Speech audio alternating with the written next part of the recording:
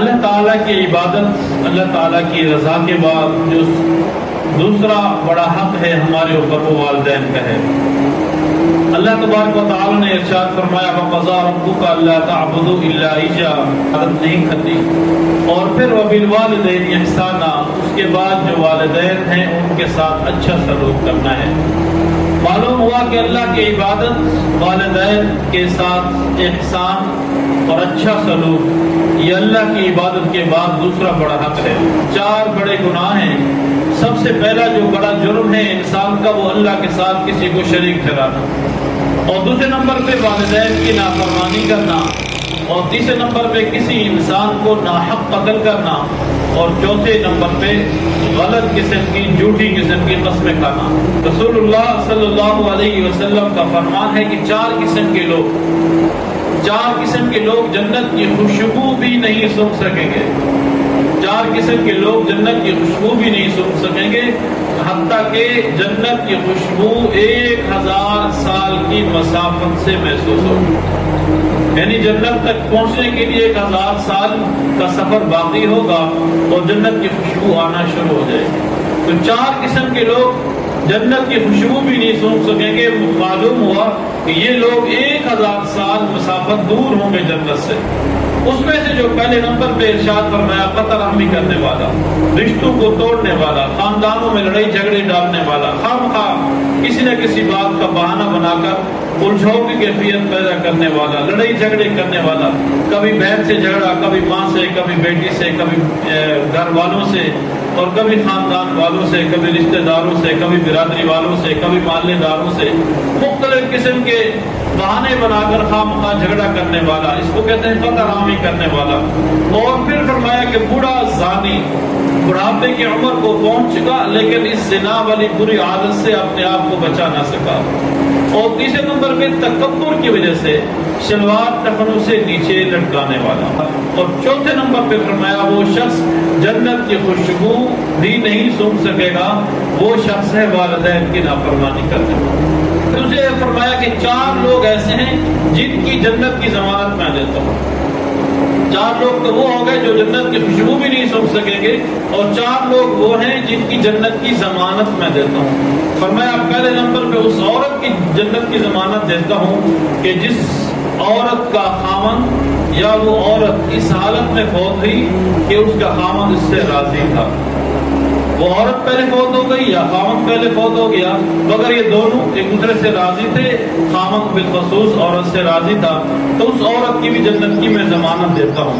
اور دوسرے نمبر پہ فرمایا کہ ایک انسان ہے، غریب آدمی ہے، اور اس کی اولاد بہت زیادہ ہے، کثیر اولاد ہے، زیادہ بچے ہیں، مگر اس کے باوجود وہ کوشش کرتا ہے، محنت کرتا ہے، مشقت کرتا ہے، دیہاڑی لگاتا ہے، اوور ٹائم لگاتا ہے، مگر اپنے اولاد کو حرام کا ایک لقمہ بھی نہیں کھلاتا، حرام نہیں کھلاتا، حلال کماتا رہتا ہے، مشقت برداشت کرتا رہتا ہے، تو وہ شخص بھی ضرور جنت میں داخل ہوگا۔ اور تیسرے نمبر پہ آپ صلی اللہ علیہ وسلم نے ارشاد فرمایا کہ جو والدین سے راضی ہو، یعنی کہ والدین اس دنیا سے رخصت ہو گئے ہوں اور والدین اپنے اولاد سے راضی ہوں، کہ جن کے والدین راضی ہوں گے ان کو جنت میں داخلے کی ضمانت میں دیتا ہوں۔ اور چوتھے نمبر پہ ارشاد فرمایا کہ اپنے گناہوں سے سچی توبہ کرنے والا، اپنے گناہوں سے سچی توبہ کرنے والے کی بھی جنت میں داخلے کی ضمانت میں دیتا ہوں۔ تو یہ 4 قسم کے وہ لوگ ہیں جو جنت میں یقینی طور پر جائیں گے، اور 4 قسم کے وہ لوگ جو جنت کی خوشبو بھی نہیں سونگھ سکیں گے۔ اور آپ صلی اللہ علیہ وسلم کے زمانے میں حضرت اویس قرنی رحمۃ اللہ علیہ، آپ یمن کے رہنے والے تھے، اور آپ باوجود کوشش کے، باوجود محنت کے، آپ صلی اللہ علیہ وسلم کی خدمت میں حاضر نہ ہو سکے، بڑی خواہش کی، اور جو بھی یمن سے آپ مدینہ کی طرف آتا یا مکے کی طرف آتا تو آپ ان سے کہتے کہ میرے لیے دعا کا کہہ دینا، آپ صلی اللہ علیہ وسلم کو میرا سلام کہہ دینا۔ اور پھر ان سے پوچھا جاتا کہ اویس قرنی کیوں نہیں آ رہا میری ملاقات کے لیے، اور وہ ساتھ یہ بھی کہہ دیتے کہ ان کی والدہ بیمار ہیں اس لیے وہ ملاقات کے لیے نہیں آ سکتا۔ تو آپ صلی اللہ علیہ وسلم ارشاد فرماتے ہیں کہ اویس قرنی کی دعا قبول ہونے والی ہے. اے لوگوں جب بھی تم اویس سے ملنا تو اویس کو دعا کے لیے کہنا, اللہ تمہاری دعائیں بھی قبول کریں گے, اللہ تعالیٰ ان کی دعا بھی آپ کے حق میں قبول کریں. تو ایک مرتبہ رسول اللہ صلی اللہ علیہ وسلم کی وصال کے بعد حضرت عمر حضرت علی رضی اللہ تعالی عنہما دونوں آپ کی خدمت میں حاضر ہوئے اور جا کر عرض کیا ہے کہ ہم آپ کی خدمت میں آئے, ہمارے لیے دعا کرنا. حیران ہو گئے کہ حضرت عمر تو بہت بڑا نام ہے, حضرت علی تو بہت بڑا نام ہے, یہ دونوں حضرات کیسے کچھ ناچیز کی خدمت میں آئے. اور عرض کیا کہ آپ صلی اللہ علیہ وسلم کی معیت میں آپ لوگ رہے, آپ نے ان کو دیکھا, آپ نے ان کی مجلس پائی. تو حضرت عمر نے کہا ہاں جی. حضرت علی نے بھی فرمایا ہم تو بہت عرصہ اکٹھے رہے, دن رات ہمارا ان کے ساتھ گزرا, زندگی کا لمبا عرصہ ہم نے آپ صلی اللہ علیہ وسلم کی خدمت کی, ان کے ساتھ گزارے, ان کے شب و روز دیکھے, ان کے ساتھ سفر کیا, ان کے ساتھ حضر میں, ان کے ساتھ جہاد میں, ان کے ساتھ مختلف اوقات میں ہم رہے, ہم نے تو ان کو بہت قریب سے ان کو دیکھا. تو فرمایا یہ بتاؤ آپ صلی اللہ علیہ وسلم کی ابروئیں, ان کے درمیان جو فاصلہ ہے وہ کتنا تھا. حضرت اویس قرنی نے دیکھا نہیں ہے, تابعی تھے, آپ صلی اللہ علیہ وسلم کی زیارت نہ کر سکے. فرمایا آپ یہ بتاؤ آپ کے درمیان کے دو ابرو کے درمیان جو فاصلہ تھا وہ کتنا تھا, جڑی ہوئی تھی یا بیچ میں فاصلہ تھا. دونوں شیخین دونوں صحابہ کرام حیران و پریشان ہوئے کہ ہم نے اس بات میں تو غور نہیں کیا, ہمیں تو خاص اندازہ نہیں ہے کہ فاصلہ تھا یا اس میں آپس میں جوڑ تھا. تو انہوں نے سوال کیا اویس آپ بتاؤ کیسا تھا. حضرت اویس قرنی دیکھے بغیر ارشاد فرمانے اللہ کی طرف سے ایک عطیہ ان کو ملا, یہ اللہ کی طرف سے انعام کے طور پر اللہ نے ان کو دیا. آپ نے ارشاد فرمایا اے عمر اے علی, جب آپ صلی اللہ علیہ وسلم کو دور سے دیکھا جاتا تو یوں لگتا کہ یہ جڑے ہوئے ہیں, اور جب قریب آتے تو یوں لگتا کہ آپ کے ابرو کے درمیان فاصلہ ہے. تو دونوں صحابہ کرام حیران و پریشان ہوئے, نے کہا واقعی ایسا ہی محسوس ہوتا تھا, جب دور سے دیکھا جاتا تو آپس میں جوڑ پیدا ہو جاتا, اور جب قریب سے دیکھتے تو درمیان میں فاصلہ ہوتا. تو یہ حضرت اویس قرنی رضی اللہ تعالیٰ عنہ کے بارے میں آتا ہے کہ انہوں نے اپنی والدہ کی خدمت کی, والدہ کی خدمت کی وجہ سے آپ صحابی نہ بن سکے, صحابی کا درجہ نہ مل سکا. حالانکہ حضور کے زمانے کے یہ مسلمان ہیں لیکن صحابی نہیں ہیں, کیوں؟ والدہ کی خدمت کی وجہ سے. لیکن اللہ نے ان کو مستجاب الدعوات بنایا. تو حدیث میں بھی آتا ہے اور علماء بھی فرماتے ہیں کہ جو لوگ اپنی والدہ کی یا والدین دونوں کی خدمت کرتے ہیں اللہ تعالیٰ ان کی دعاؤں کو قبول فرماتا ہے, ان کی دعائیں رد نہیں ہوتی. حضرت ابو ہریرہ رضی اللہ تعالیٰ عنہ ایک دعا فرمایا کرتے تھے, یا اللہ میری والدہ کی مغفرت فرما, یا اللہ میرے حال پہ رحم فرما. اور جو لوگ یہ بڑی اہم چیز ہے ہم سب کے لیے کہ جو لوگ میرے لیے یا میری والدہ کی مغفرت کے لیے دعا کریں یا اللہ ان کی بھی مغفرت فرما. تو ایک مسلمان بڑے مسلمان تھے, وہ دعا فرماتے تھے یا اللہ حضرت ابو ہریرہ کی مغفرت فرما, یا اللہ ان کی والدہ کی مغفرت فرما. کسی نے پوچھا وہ تو صحابی تھے, وہ تو صحابہ تھے, وہ تو بخشے بخشائے تھے, اللہ نے ان کی تمام گناہوں کو, تمام خطاؤں کو, تمام معصیت کو معاف کر دیا. آپ تو کمزور مسلمان ہیں, ان کے مقابلے میں آپ ان کے لیے کیسے دعائیں کرتے ہیں؟ کہنے لگے کہ میں اس لیے دعائیں مانگتا ہوں کہ حضرت ابو ہریرہ کی دعا میرے حق میں قبول ہو جائے, کیونکہ ان کی دعا تھی کہ جو میرے لیے میری والدہ کی مغفرت کے لیے دعا کرے گا یا اللہ ان کی بھی مغفرت کرتا. حضرت ابو ہریرہ کی دعا کی قبولیت لینے کے لیے میں ان کی مغفرت کی دعا کرتا ہوں. تو معلوم ہوا کہ جو والدین کے ساتھ اچھا سلوک کرنے کا ایک جذبہ رکھتے ہیں اللہ تعالیٰ قیامت تک کے لیے اس کو اجر و ثواب بھی دیتے رہتے ہیں, اور اللہ تعالیٰ ان کو انعامات کا مستحق بھی قرار دیتے ہیں. حضرت بایزید بستامی بہت بڑے اللہ کے ولی, بہت بڑے بزرگ گزرے ہیں. انہوں نے اپنی والدہ سے کہا آپ مجھے اپنا حق معاف کر دو. کیوں؟ کہ میں اللہ کی عبادت کرنا چاہتا ہوں اور دور جانا چاہتا ہوں جنگل میں, کیونکہ جب تک آپ ہیں آپ کے بغیر تو میں کہیں نہیں جا سکتا اور آپ کو چھوڑ کے بھی نہیں جا سکتا, یہ ممکن نہیں ہے میرے لیے.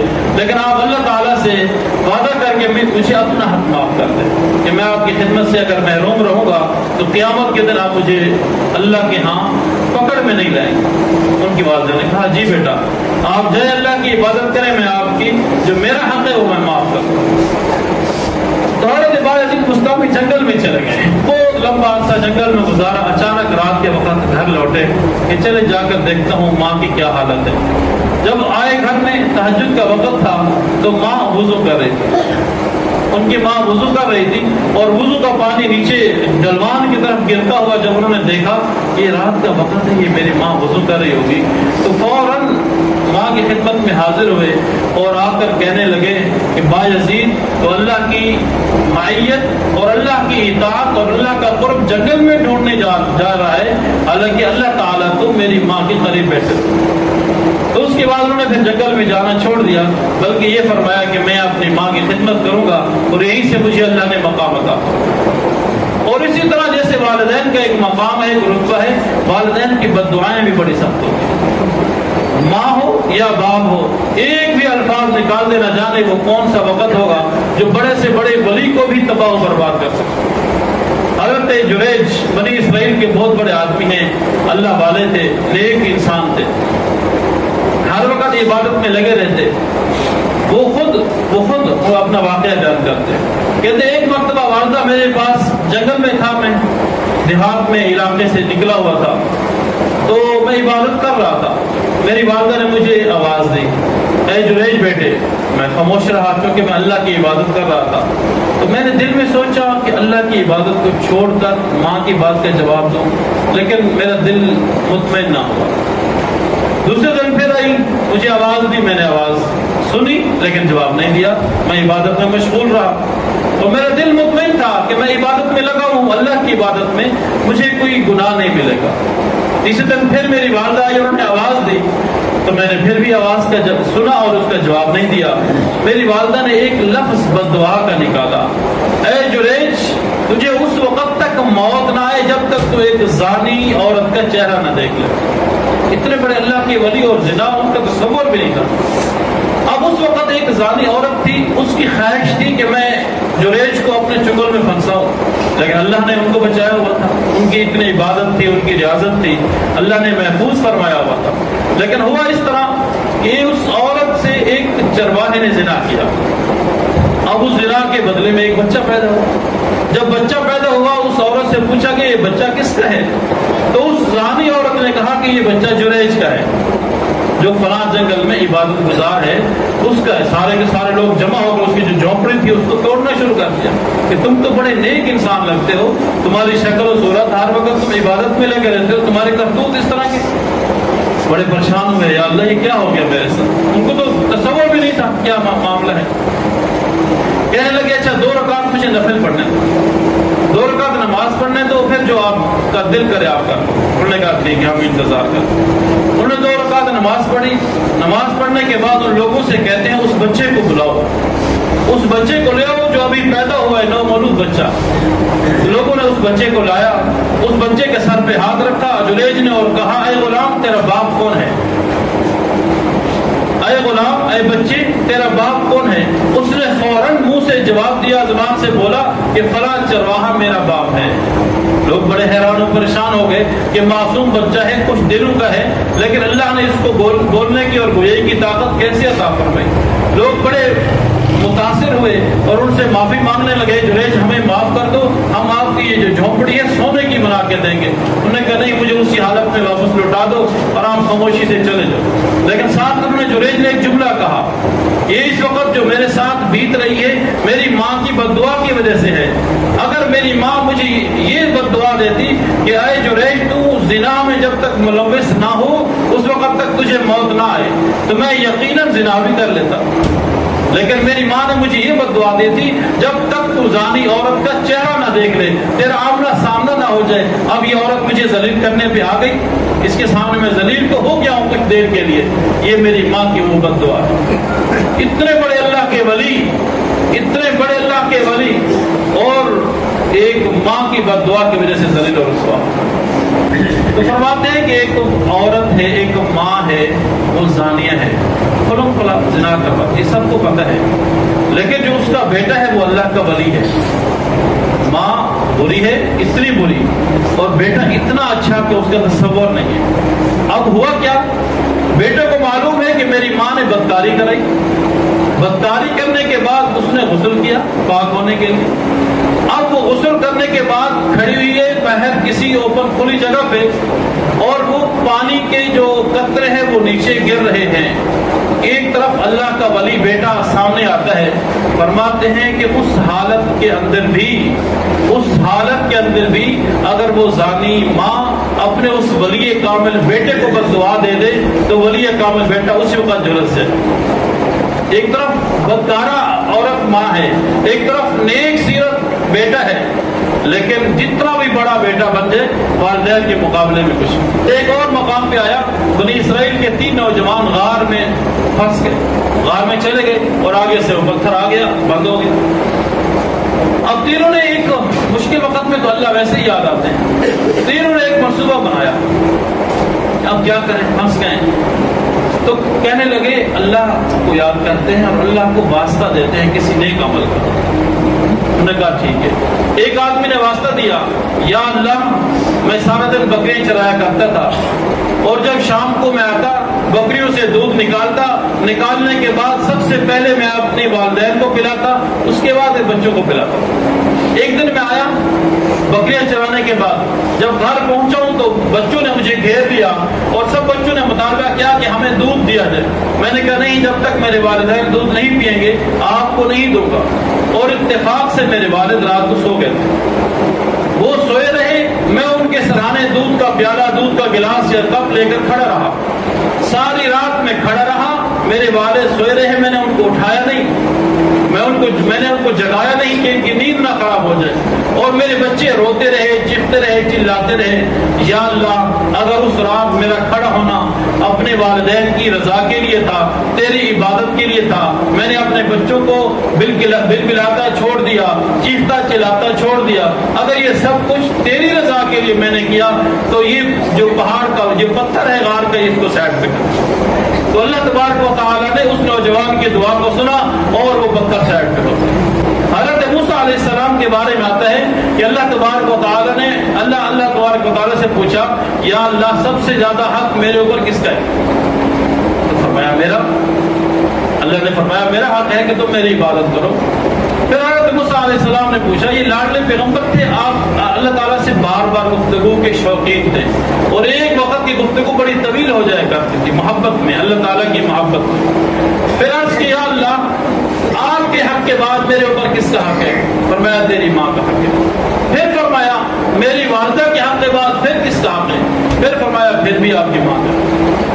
2 مرتبہ فرمایا، اور جب تیسری مرتبہ ان کی چوتھی مرتبہ آپ نے پوچھا کہ آپ کے حق کے بعد 2 مرتبہ میری ماں کے حق کے بعد چوتھے نمبر پہ کس کا حق ہے؟ فرمایا تیرے والد کا حق۔ اور ایک صحابی رسول نے پوچھا کہ سب سے زیادہ حق میرے اوپر کس کا ہے؟ فرمایا والدہ کا۔ 3 مرتبہ فرمایا والدہ والدہ والدہ۔ چوتھے نمبر پہ جب وہ سوال ہوا کہ فرمایا کہ تیرے والد کا تیرے اوپر۔ تو ماں کو اس وقت ہم کتنا ذلیل و رسوا کرتے ہیں، والدین کتنے لوگ پریشان ہیں، کتنے والدین ہیں جو جہاں بیٹھے ہوئے ہیں، اگر 100 افراد ہیں تو 100 میں سے 80 لوگ یقیناً اپنے اولاد کی وجہ سے پریشان ہیں، کھلاتے ہیں پلاتے ہیں سب کچھ کرتے ہیں، لیکن والدین کی نافرمانی کھلے عام ہوتی ہے۔ یہ کیا وجہ ہے؟ یہ اللہ کے احکامات سے دوری کر دی جائے۔ اگر والدین ناراض ہو گئے، دنیا بھی ہماری تباہ، آخرت بھی ہماری تباہ۔ تو جیسے ہم نے رمضان المبارک میں اللہ کو راضی کرنے کی کوشش کی، اللہ کی عبادات کی، تو کوشش کریں اپنے والدین کو بھی راضی کریں۔ بوڑھے والدین ہیں، جیسے ہم نے حدیث پڑھی تھی رمضان میں کہ اگر بوڑھے والدین اس کو ملیں اور اپنے والدین کی خدمت نہ کر سکے، جبریل امین کہنے والے ہیں تباہ و برباد ہو، اور آپ صلی اللہ علیہ وسلم کہنے والے ہیں آمین۔ تو اس لیے میرے بھائیوں کوشش کریں جن کے والدین زندہ ہیں اپنے والدین سے اچھا سلوک کریں۔ والدہ ہے یہ ہمارے معاشرے میں جو عورت ہے ماں کی صورت میں، وہ بیچاری بہت مظلوم ہے، بہت مظلوم ہے۔ ماں کی ہم عزت نہیں کرتے، حقیقت میں نہیں کرتے۔ باپ کا ڈنڈا ہوتا ہے، باپ کا روب ہوتا ہے، ہم ڈرتے ہیں، لیکن ماں سے نہیں ڈرتے۔ خدا کے لیے اس بڑی ماں سے ڈریں، اس بڑی ماں کی خدمت کریں، والد کی خدمت کریں، جتنا ہو سکتا ہے ان کے پاؤں دبائیں، ان کا سر دبائیں، ان کو تیل لگائیں، مالش کریں۔ یہ بوڑھے لوگ ہیں، یہ انہی خدمت کے طلبگار ہیں، وہ آپ کے پیسوں کے طلبگار نہیں ہیں، وہ آپ کی محبت کے پیاسے ہیں، وہ آپ کے اخلاق کے بھوکے پیاسے ہیں کہ میرا بیٹا مجھے میٹھے الفاظ میں بات کر لے گا، ٹھنڈے الفاظ میں بات کر لے گا، اچھی گفتگو کر لے گا، اچھے اخلاق میں میرے ساتھ پیش آئے گا، تو والدین کی رضا اللہ کی رضا میں ہے۔ فرمایا اگر والدین راضی تو اللہ بھی راضی ہوں گے۔ حضرت علقمہ، آخری بات، حضرت علقمہ صحابی رسول ہے، مرتے وقت زبان بند ہو گئی، صحابی رسول، عام مسلمان کی بات نہیں کر رہا، صحابی رسول ہے۔ ان کی بیوی آپ کی خدمت میں حاضر ہوئی، یا رسول اللہ میرے خاوند بیمار ہیں اور ان کے اوپر آخری وقت طاری ہے لیکن زبان سے کلمے کے الفاظ جاری نہیں ہو رہے۔ آپ صلی اللہ علیہ وسلم نے حضرت بلال، حضرت عمر، حضرت علی رضی اللہ تعالیٰ کو بھیجا، جا کر پوچھیں صورتحال کیا ہے۔ جب وہاں پہنچے تو حضرت بلال کو واپس بھیجا حضور کی خدمت میں اور جا کر عرض کیا کہ یا رسول اللہ ان کی زبان بند ہو گئی ہے، الفاظ نہیں نکل رہے، ہم کلمہ بولتے ہیں لیکن وہ کلمہ دہرا نہیں سکتے۔ ان کی والدہ کے ان کے بارے میں پوچھا گیا، والدہ والدین زندہ ہیں؟ فرمایا والد فوت ہو گئے ہیں، والدہ زندہ ہیں۔ والدہ کو بلایا گیا، والدہ سے پوچھا کہ علقمہ کا آپ سے کیا مسئلہ ہے؟ کہتے ہیں علقمہ بہت میرا نافرمان ہے۔ صحابی رسول، یہ آپ کے ذہن میں رہے، علقمہ بہت نافرمان ہے، میں اس سے راضی نہیں ہو سکتی۔ تو اللہ کے حبیب نے فرمایا کیا تو چاہتی ہے کہ تیرا بیٹا جہنم میں جائے؟ کہتی ہے نہیں، میں یہ بھی نہیں چاہتی میرا بیٹا جہنم میں جائے۔ تو آپ نے ارشاد فرمایا علقمہ اپنے بیٹے کو معاف کر دو۔ انہوں نے کہا چلیں میں معاف نہیں کرتی، بار بار کہنے سے انہوں نے کہا میں آپ کو معاف کرتی ہوں۔ حضرت بلال کو بھیجا، جا کر صورتحال دیکھو۔ جب وہاں حضرت بلال پہنچے تو حضرت عمر، حضرت علی اور ایک اور صحابی تھے، ان تینوں نے گواہی دی کہ تھوڑی ہی دیر پہلے علقمہ نے زبان سے کلمہ طیبہ لا الہ الا اللہ محمد رسول اللہ پڑھا اور ان کے روح پرواز کر۔ اگر ماں ناراض ہوئی تو مرتے دم تک کلمہ بھی نصیب نہیں ہوگا۔ والدین کو راضی کریں، خدمت کریں، دنیا بھی ہماری اچھی، آخرت بھی ہماری اچھی، دعا فرمائے اللہ تعالی عمل کی توفیق نصیب